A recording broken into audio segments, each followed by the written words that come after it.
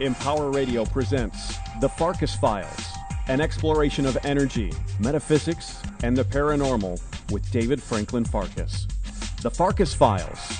The truth is in here somewhere. Here's your host, David Franklin Farkas. Good evening. Thanks for being with us on another cool fall evening as the days get shorter and we get closer to Halloween, which is always a lot of fun.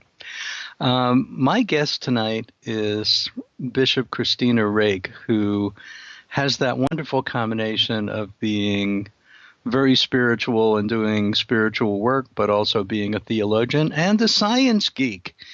And we're going to have a lot of fun talking about one of my favorite subjects. But first, tonight's metaphysical musing, which, of course, since we're going to talk about one of my favorite subjects, which is this stuff that you do is so strange, and how does it work? Does it really work? So this morning, my daughter, who is 17, was getting ready to go to school, and I stumbled out of bed to make sure she was up and ready to go. And she put her hand out and said, "My hand feels funny. It hurts. It's got this shooting pain from my wrist." She described this whole thing, said it felt like nerve pain. And my daughter is a serious dancer and choreographer, so she's very in tune with her body, and she obviously was confused by what was going on. So I did a quick healing on her, and as I have been doing with her since she was a small child. And she went off to school. I said, "Do you want to have a painkiller or anything?" No. And she got home at the end of the day. I said, "How's your hand?" She said, "Oh, it's fine."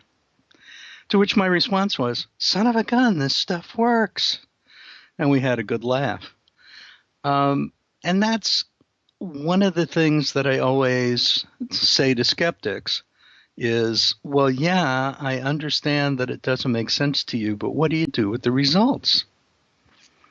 This stuff works. It works consistently. It not only works for me, there's 9,000 years of historical record in every indigenous culture all over planet Earth that says basically the same stuff about what we're dealing with, how we do it, how one can do it effectively, and stories about how it works. And then there's all kinds of, some of it becomes very mythological because they didn't have a scientific myth attached to it, but the stories are the same, whether you're in Japan or China or the Aboriginal cultures in Australia or Native American cultures or South American cultures. All over the world, as far back as there is recorded history in every culture, there is a record of shamanic healing, what they believed it was, how it worked, and how to do it. So on one level, scientific skeptics are saying what we have figured out in the last few hundred years using the scientific method does not yet explain the 9,000 years of recorded history that say there is another level of reality. And so we're going to say it doesn't exist, and it confuses us. And, I understand why they do that. That's not very far from where I was when I started out with all of this stuff. I was very much a geek and in that place. But one of the things that's fascinating, and what we're going to talk about tonight with Kristina, is that quantum physics changed all that. And I don't think most scientists understand that quantum physics explains esoteric spiritual healing practices, but it does. And so what we're going to get to do tonight is have that conversation. Talk about how what's really a small amount of understanding that we have in physics about how the universe really works still seems to describe what happens with this stuff that doesn't make sense in the physical world, but it works, and it works consistently, and it works for people all over the world, and it always has. So that's my metaphysical musing for the evening.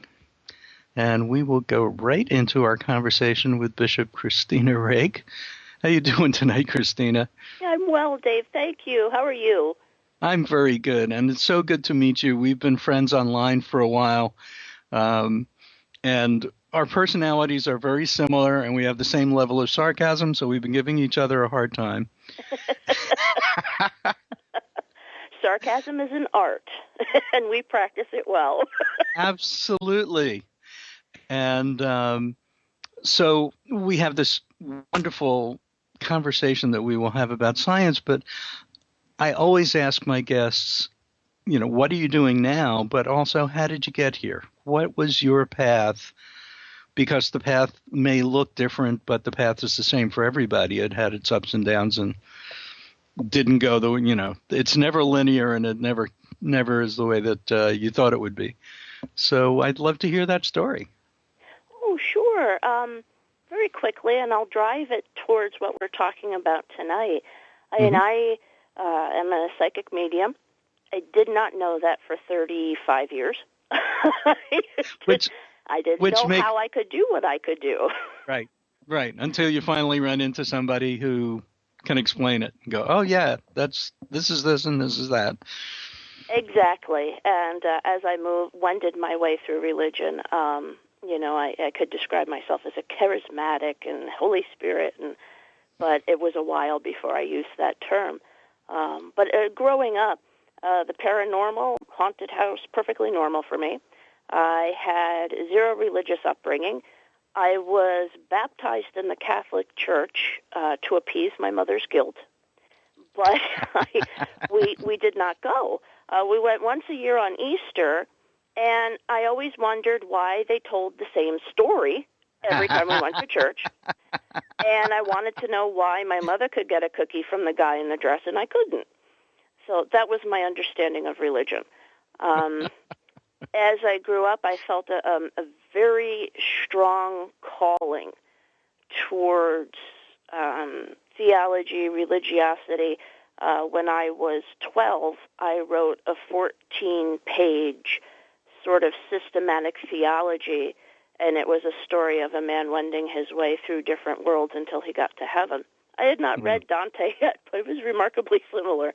Truth is truth, and we all experience it. And but as I got older and older, I started getting most kids my age at 17, they're stalking their exes and they're driving past the movie theater or something. I'm looking at the abandoned church at the corner and wondering how much I would have to collect to buy that. And I didn't even belong to a church. I didn't know how it worked. I finally gave in to this calling. I did several ministries. I worked at hospice where I would visit people who were dying. I just was constantly being pulled aside by Reiki masters, by very spiritual monks, nuns, just grabbing me and saying, girl, your energy is wild. You need to get it under control or you're going to hurt someone.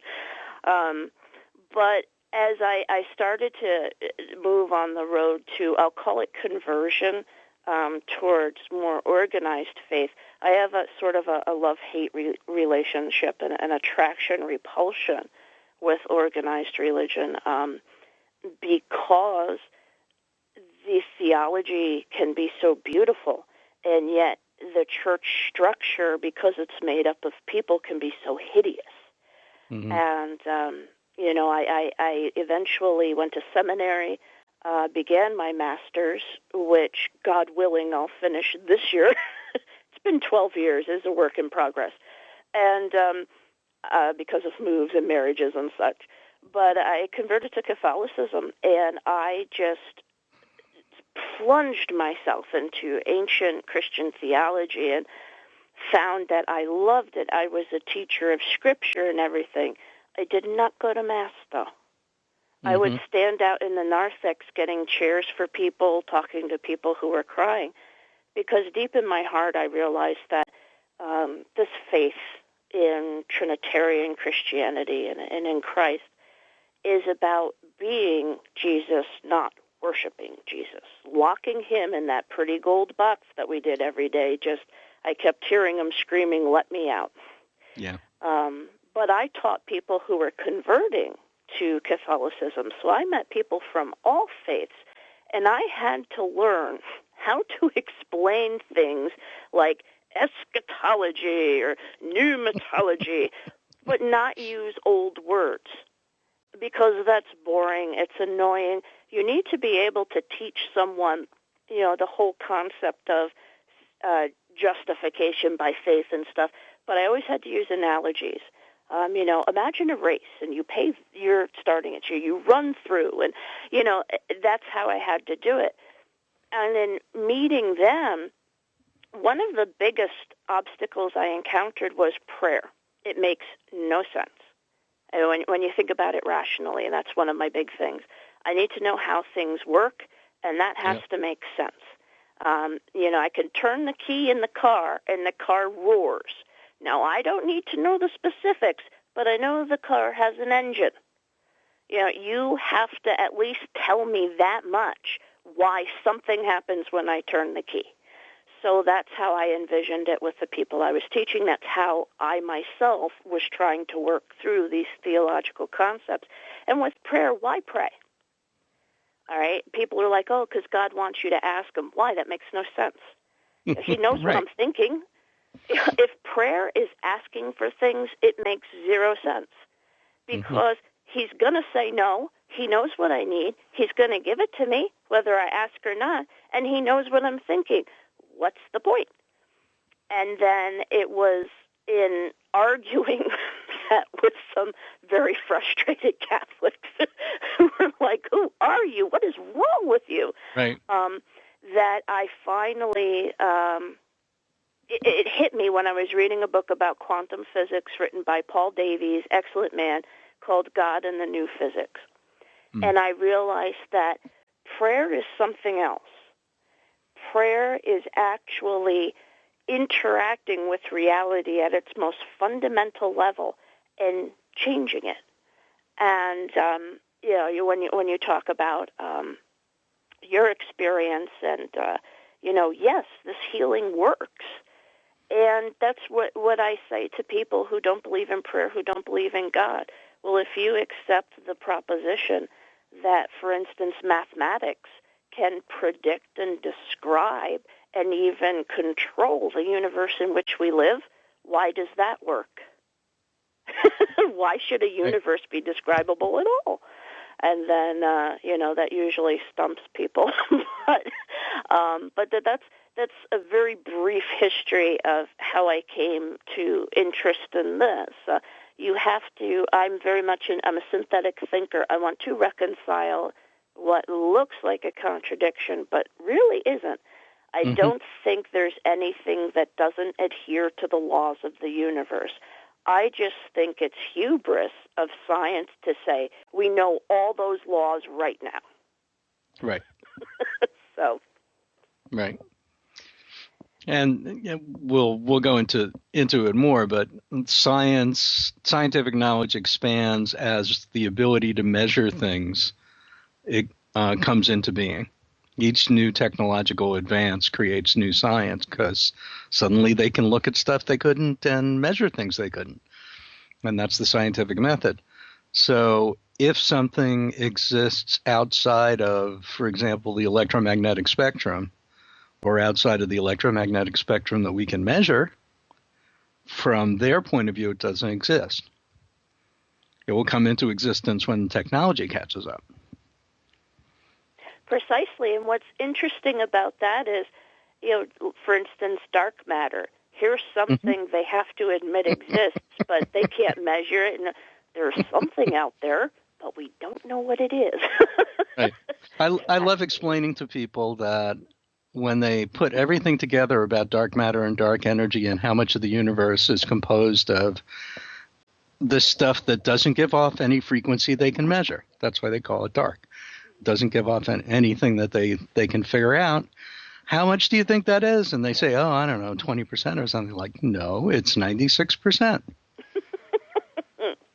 The stuff we can measure is less than 4% of what the scientists know exists in the universe.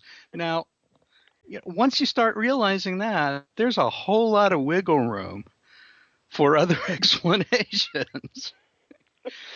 Precisely, and yet I have wonderful scientific friends who are atheists, rationalists, materialists, and they'll admit, gee, we don't know much, but the one thing we do know is that you can't use anecdotal evidence. And I'll say, okay, fair enough.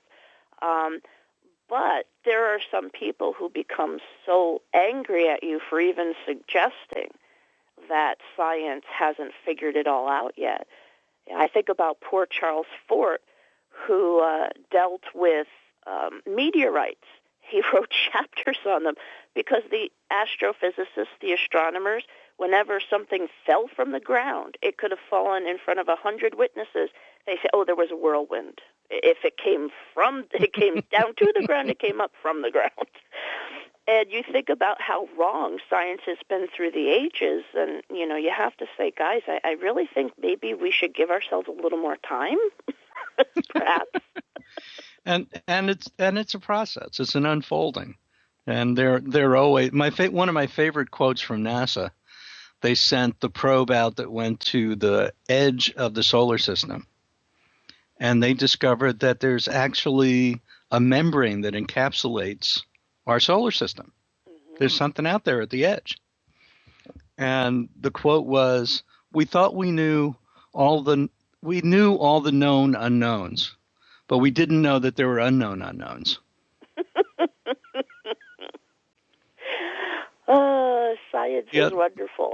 Yeah, the other NASA quote, and I used to have the guy's name and I've lost it, was he said, once something has happened, we really have to seriously consider that it may be possible.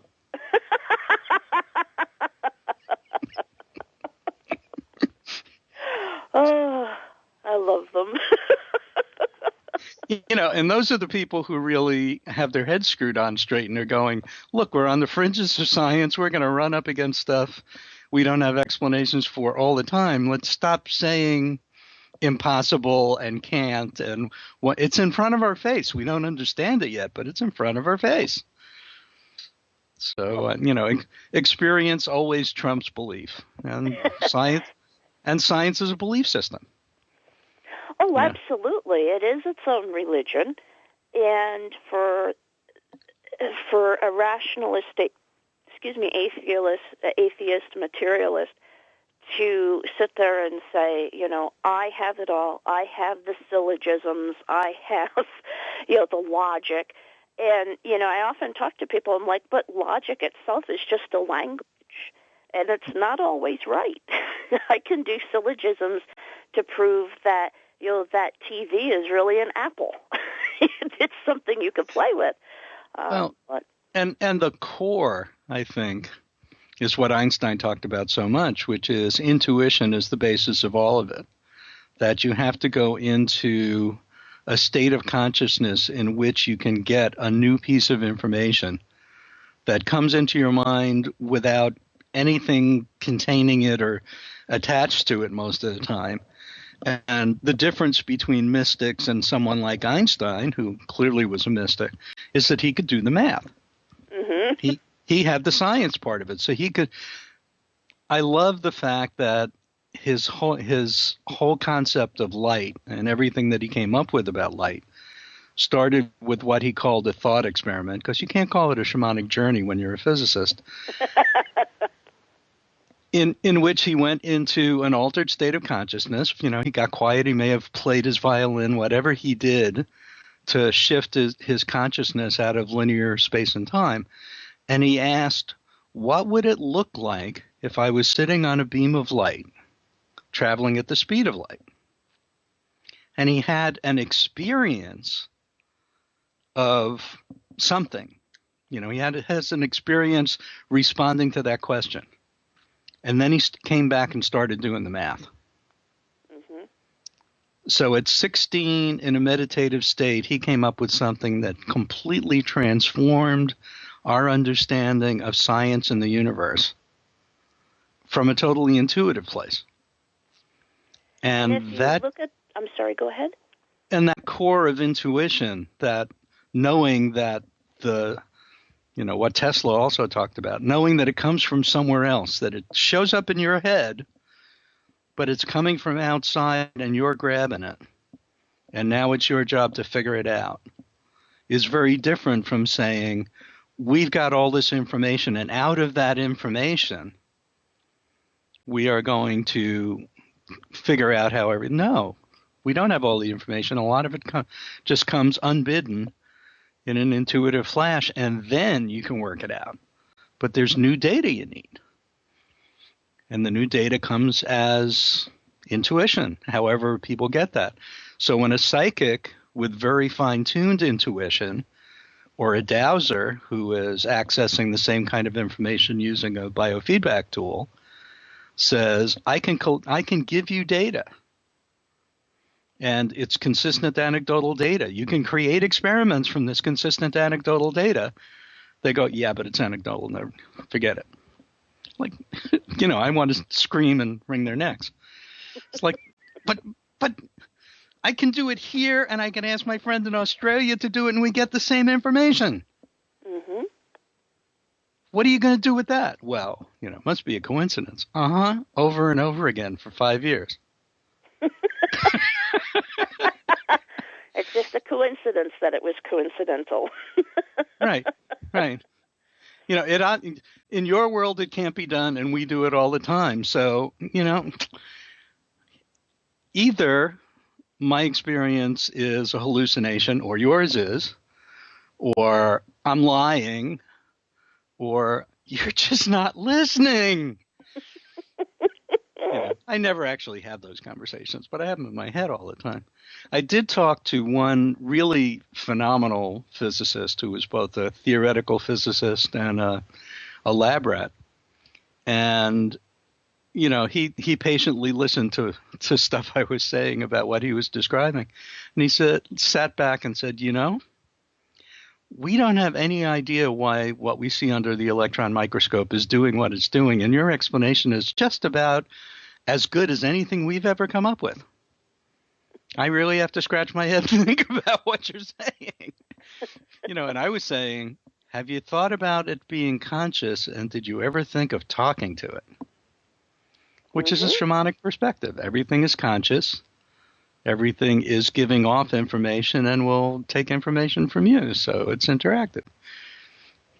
Precisely. And I actually, one of my theories about dark matter, when you think about the fact that if a particle is both a particle and a wave, and I'm talking, folks, at a tiny, tiny level, like the very basics of reality, it can be a little ball, or it can be sort of like an ocean wave.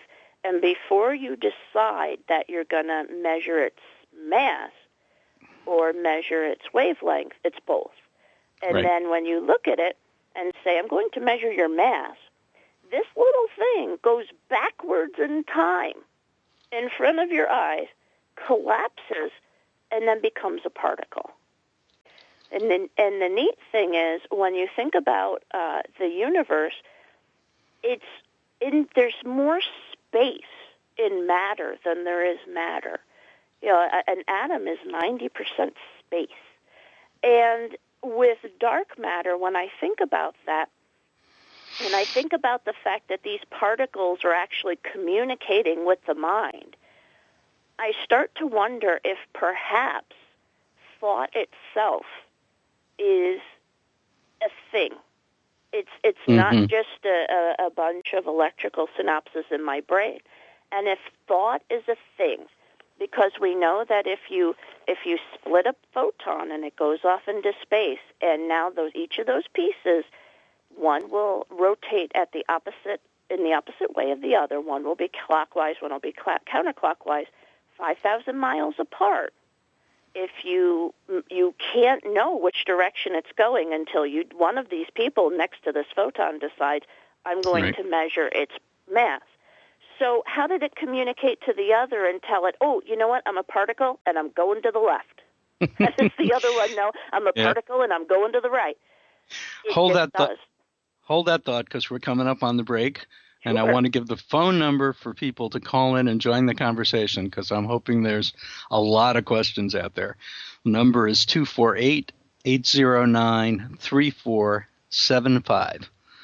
248-809-3475. Right after the break, we'll take phone calls if anybody would like to join the conversation.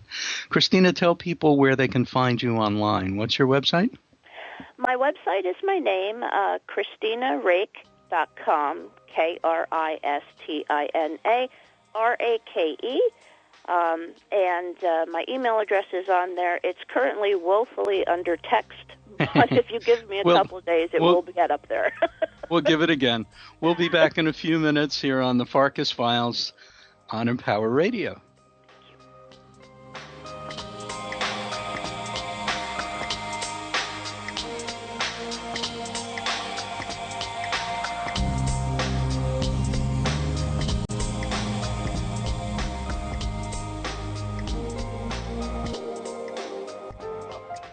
Now back to the Farkas Files with David Franklin Farkas on Empower Radio. And we're back. And I love those sassy commercials. God, they're great. We're here with Bishop Kristina Rake, and we're talking about the quantum physics of prayer and healing. And when last seen, our conversation was somewhere out there with the split photon. Yes, I believe it was. He's a particle turning to the right, as I recall. Wait a minute, did we just go into politics? Let me give the phone number again for folks that are listening and would like to call in. It's 248-809-3475. 248-809-3475. Join the fun. So yes, we were spinning off to the right. I apologize, folks. I was going really quickly there. So we know that if a photon, which has a big word, quantum entanglement, it's a photon in love, and it gets split up, we know, all right, it's an absolute fact that the one and the other photons will be spinning in opposite directions. But a photon, just like other particles at the subatomic level, is both a particle and a wave until a human mind decides to measure it. So let's say particle A goes way out into space and particle B goes to Atlanta, Georgia. And Alice is out in space and Doug is in Atlanta, Georgia. Alice finds this photon and says, I'm going to measure its mass. All of a sudden, bam, it's singing, I'm a photon, I'm going to the right. The photon with Doug in Atlanta, Georgia, Doug hasn't looked at his yet. But that photon is now spinning in the opposite direction as a particle, even though Doug hasn't looked at it. How did those photons communicate to each other? Alice's mind just determined a reality in Doug's world. And when I started to think that perhaps prayer wasn't asking for things, but it was focusing with all of your mental energy on a reality, then perhaps a human person's made up of all those little particles that are also able to collapse into waves and particles. If I focus all of my energy on, let's say, a human person and a particular ailment within their body, and I'm focusing on an outcome, I can rearrange things. And that's not that's not anecdotal. It's not Dave and Kristina, out having fun, having a few drinks. That is scientific fact. That the mind, that the universe is built in such a way that a conscious, intelligent observer can actually change reality. And for me, that's prayer and it's healing. And that, just so people have an idea that there is experimental evidence, Dean Radin at the Institute of Noetic Science in California is doing the classic double slit experiment for quantum physics, which is at the subatomic level, two little tiny slits, and how particles going through the slits behave. And he has a shielded room, and outside the room, 7 feet away from the experiment, he has experienced meditators focus on changing the outcome of the experiment, changing what those particles do. And he's getting very consistent results that people who know how to focus their minds, who focus on that, will change the experiment. I asked him, almost challenged him the one time I met him, to see if we could do it as a remote healing distant process. I was like, 7 feet? That's not a challenge. Let's try 3,000 miles. Mm-hmm. And we never actually got it done because the computer program involved in recreating the experiment on someone else's computer was what he was fussing over. But I talked to all my other friends that are shamans, and we all say the same thing. Yeah, bring it on. We should be able to do that from anywhere. Because if you're not looking at the level of reality that has mass, which is the level of reality which has time, hence space-time, none of that exists, and you can do anything anywhere. The information is available about anything anywhere, and you can focus on anything anywhere and affect it. And that's the basis of my work and all kinds of other stuff. You were saying about everything is a wave or a particle, but we make the choice when we make a measurement. When Einstein was originally working on what light is, there's a wonderful quote where he says, it looks like in the math that light is lumpy. He hadn't gotten to the point yet where he could say light is either a wave or a particle, but he was looking at it and going, well, it's not exactly a wave. It's got lumps in it. Mm-hmm. And he didn't like quantum physics because it was so far from what he had figured out and what he understood that it made him, some of the things that were being said in early quantum physics made him very uncomfortable. But that's the nature of every next iteration in science. The people who did the previous iteration go, what? No. And I've talked to a number of scientists who basically say in any major change in scientific knowledge or theory that it doesn't become mainstream until the old guard who held the previous belief system, who generated the previous level of understanding, have died. Mm-hmm. Because they're holding on to, no, it can't be that way, it can't be that way, it's this way, have you looked at this, all the questioning of the new information, because they're so in the previous level of understanding that they can't make it work for themselves. Mm-hmm. And they still have a lot of power in the scientific community. So, and I know, I'm sorry, go ahead. No, go ahead. I was just going to say, if you change the noun from where we're talking about mind and energy to information, the whole thought experiment, the whole theorizing that we're doing here becomes even more interesting, because that photon wasn't just, it was transferring information. And information is actually the energy in all of us. DNA is just information. Right. And when we talk about, for example, a tumor, a cancerous tumor, what happens in cancer is part of the DNA strand is what we call branched. It's damaged. And it comes up, and when that information's time comes to tell the cell what nucleotides to share, what to do, the cell suddenly has a case of, this is so funny, it has an existential breakdown, and it says, who am I? What am I?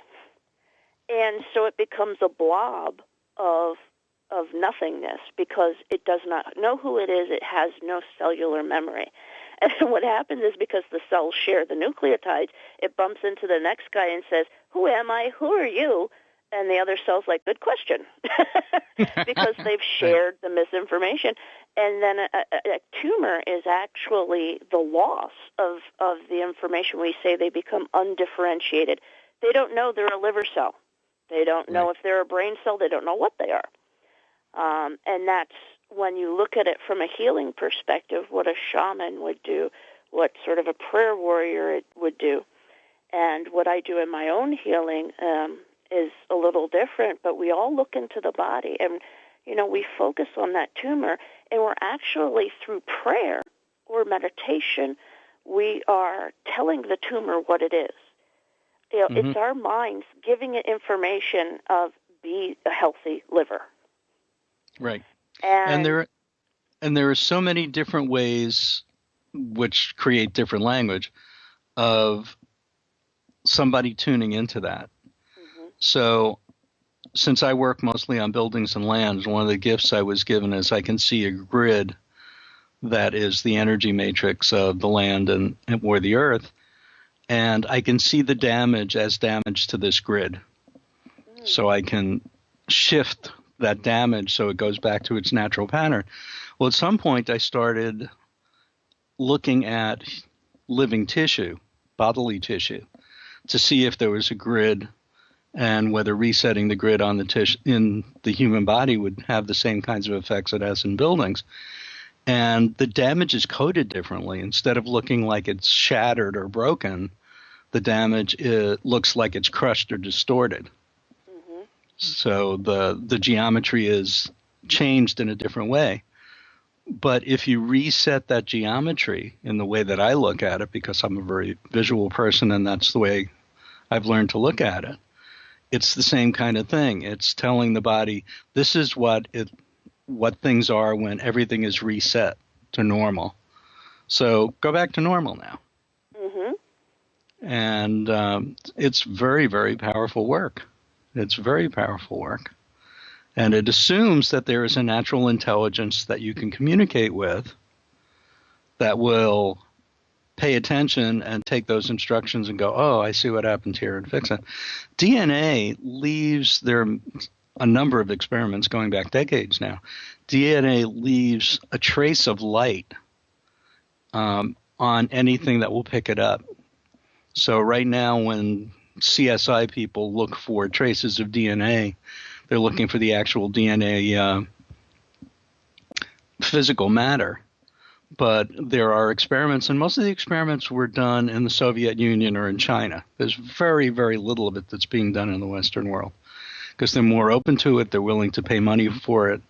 So there's a lot that was done in the Soviet Union. And they've shown that you can get a light trace of DNA and find out whose it is and what it was from without there being any physical matter at all. And that's really exciting stuff. Well, absolutely. I remember when fiber optics came out and the idea that light itself can carry information was so amazing. And if we talk about prayer or shamanism as attention, or as I like to call, instead of attention or information, I call it intentionality. There's this great story of St. Anthony of the Desert, a 2nd century hermit in the Christian church. He was walking through the desert and he encountered this odd little creature. And it looked so strange, he thought it might be a devil. And he was about to banish it when it fell on its knees and said, I worship the same Lord you do. And then he started to explain to St. Anthony all these secrets of the universe. And the one thing he said to him that's just amazing is, the universe is designed in such a manner that if God were to take his attention away from it for 1 second, it would cease to be. And there's a very similar statement in the Talmud. That there's an angel that if God was not paying attention at all times, everything would disappear. And then you have 96% of the universe is dark matter that we can't measure, and yet is gravitationally holding the universe together. What's to say that's not the mind of God? That's not it's thought as existence. at the very least, it gives a lot of wiggle room to say all of this other stuff that's been described for 9,000 years that exists outside of measurable physics has a place to live that we don't understand yet. Absolutely. It can be a part of that reality which we know exists, but we don't understand and can't measure. And we could just say, okay, I don't understand that, and I don't understand the stuff you're talking about. They're both invisible. They both are some form of energy. We know that. But we haven't gotten to the point yet where we can measure it. And I think my sense is that either the frequency is so high that it's outside of the range of the measuring tools, or too high or too low, but more likely too high, or it's not in the electromagnetic spectrum, that there is some other form of vibration that is not in common physics and that is not understood. And in the Russian experiments, they call them torsion fields because they move in curves. Mm-hmm. And there is, I think, about 60 years of hard science in the Soviet Union and then in Russia, looking at energy fields, energy patterns, how they affect organic matter, and the physics of these torsion fields. I just saw a little bit of it a few years ago. I have the DVDs of the lecture, and I haven't watched them again. It's fascinating stuff. There is some data. There is some framework for it, but most scientists will never stumble upon it because it was done in another country and it was not in mainstream journals. Right. It was in a journal in Russia or China 20 years ago, which doesn't invalidate it at all. It just means it's not easily accessible. But a number of people have brought the information back and, published it to other sources. And, people like David Wilcock have been lecturing about it for a decade now, with the pictures of the original experiments and the data. I'm like, yeah, I know you don't know about it, but there's so much that you don't know about because you're a specialist. You're looking at this, a whole lot about this thing you do, and you read some journals mostly related to your field, but why would you even know that? Mm-hmm. You won't stumble across that. even if it's hard science. And if you did, you'd look at it and go, oh, this is so far out of my field, I can't even, and you walk away from it because it doesn't fit with everything else that you're working on. Yeah, physicists, I don't remember who it was who said that. I feel as if physicists have been climbing this huge, scary mountain in the dark. And when we got to the top, there was a campfire, and sitting there was the theologian and the mystic. And, we're right on the verge of mystics not being the creepy uncle up in the attic anymore. We almost have a seat at the table. We're getting so close because so many scientists are learning that beautiful Socrates quote of, intelligence is knowing that you don't know. It's wisdom. Well, there's a gentleman that I met at conventions that we both spoke at, and he was a physicist and he taught physics, and he was so dissatisfied with the answers he was getting that he went to Hawaii to be trained as a kahuna. Great. And he said, it's not that anything that I knew in physics has been invalidated. I just now have a way of looking at it that fills out all the questions that I've had all along. I can't do an experiment about it, but now I have an understanding of it. I've got the answers to the questions that we didn't have a way to answer questions. My favorite quote, his name's Bill Russell. My favorite quote from him is, he said, a mystic goes into sacred unity, has an incredible experience, and comes back mumbling things he can't quite put into coherent phrases and wants to go back because it's an incredible experience. A shaman goes wherever they have to go to get the job done and comes back to make lunch for the kids.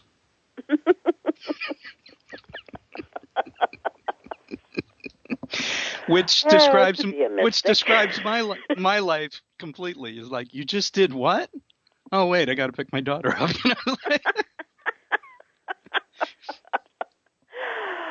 Yes, I had the same experience here. I did a remote healing. I was asked to, and I did a remote healing on a little boy with leukemia. And I came out sweating. My husband said, "Do you need to lie down? Do you need anything?" And I said, "I want some caramel creams from Walgreens." To get back to reality. Well, did you ever see the movie Constantine? Yes, I loved it. You know, a wild movie about a demon hunter for people that have never seen it, based on a graphic novel. One of my favorites, and there's a point in there where, with the assistance of a non-believer, he goes to hell to check whether somebody's there. And he's got his feet in water, and the water starts to boil from the heat that's coming off of his body. And he has this experience. He comes back with evidence from the other side, and this detective, who's the non-believer, says, "How is that even possible?" And he looks at her and says, "I need to eat now." And every time I see it, I go, "Oh, I know that feeling." You know, one of my, and as we talk about, you know, matter and intuition and everything, I had a paradigm shift, which is when the way you view things just suddenly changes. You know, there's this old saying about theologians that if given the choice between seeing God and hearing a lecture on God, we'd go to the lecture. But I had this tremendous, it was a mystical experience hearing this phrase. It was, of all things, on Futurama.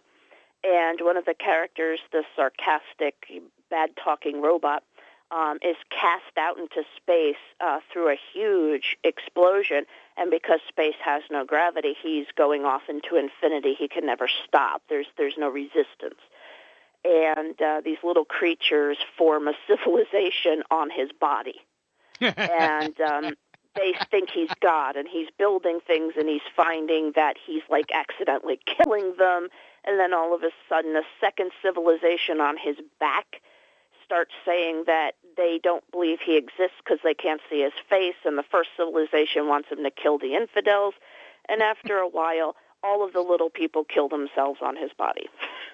And he's very depressed. And he floats by this universe that's speaking in binary, and he starts to talk to it. And he says to the universe, "Are you God?"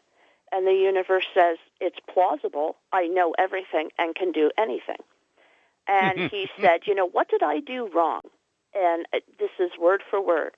The universe said, "You have to be you have to have a gentle touch like a safe cracker.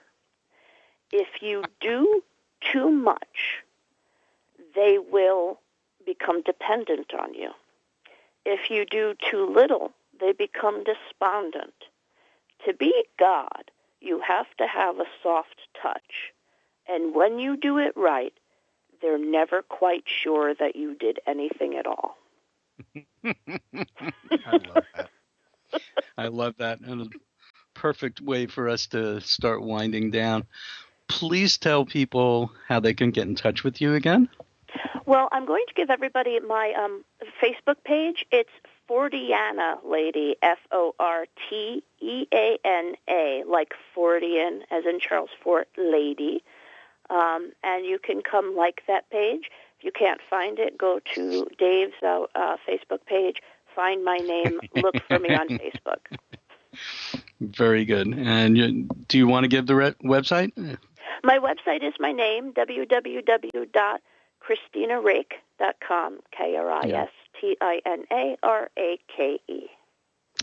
Fantastic. We got to keep doing this. This is way too much fun to only do once.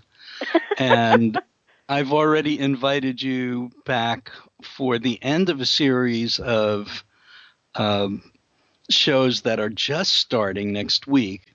I interviewed a gentleman, Jackson Bear, who wrote a book that talked about how there isn't scriptural reference for the existence of hell. And then I started finding lots of other people that have done that kind of research and written books about it. So I am going to next week be interviewing Julia Furwerder, who has written a book on that topic. We're going to have a hell of a good time. I'm doing lots of hell jokes. After that, there's a gentleman who has a book where it's a lot about the language translation errors, including Greek and Hebrew, coming up with the same basic concept. And then I thought it would be great fun to get those three authors and you together on a show to just knock around this whole conceptual framework of where did the concept of hell come from, what really is being said there, and what does that mean if you want to make sense out of the beliefs that you grew up with. So we're going to have an extremely good time. I almost feel like I need to add a disclaimer to it that's a heresy warning for people who would be offended by it, because for some people it's going to be a stretch. There is no intention of offending anybody. This is looking at some serious scriptural research. And since I am not a scriptural person, this is fascinating to me. So we will have you back again soon, and thank you so much for being on the show. Thank you. I enjoyed myself immensely. And I enjoyed having you here.